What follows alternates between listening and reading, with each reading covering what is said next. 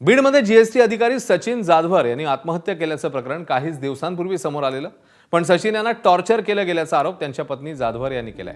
तसंच सचिन यांनी लिहिलेली सुसाईड नोटही आपल्याला दाखवली गेली नसल्याचं त्यांचं म्हणणं आहे। या प्रकरणी दोषी अधिकाऱ्याला तात्काळ शिक्षा व्हावी अशी मागणी मयुरी यांनी केली आहे। त्यांनी पोलीस अधीक्षकांची आज भेट घेतली।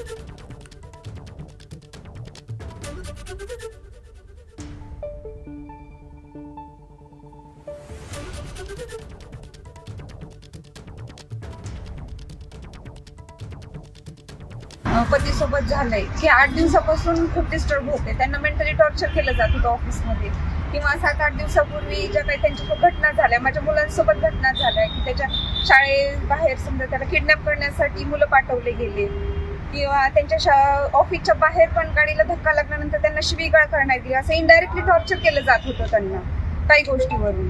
आणि नंतर त्यांच्या जी गाडीमध्ये ती सुसाईड नोट आहे असं म्हणतात, ती मला अजून दाखवली गेलेली आहे। मी त्याच्यासाठी सुद्धा मागणी केलेली आहे, पण ती मला अजून दाखवली गेलेली नाही। ज्या वरिष्ठ अधिकाऱ्याचं नाव आहे त्याला डायरेक्ट मला न्याय पाहिजे, त्याला सजा झाली पाहिजे। एबीपी माझा, उघडा डोळे बघा नीट।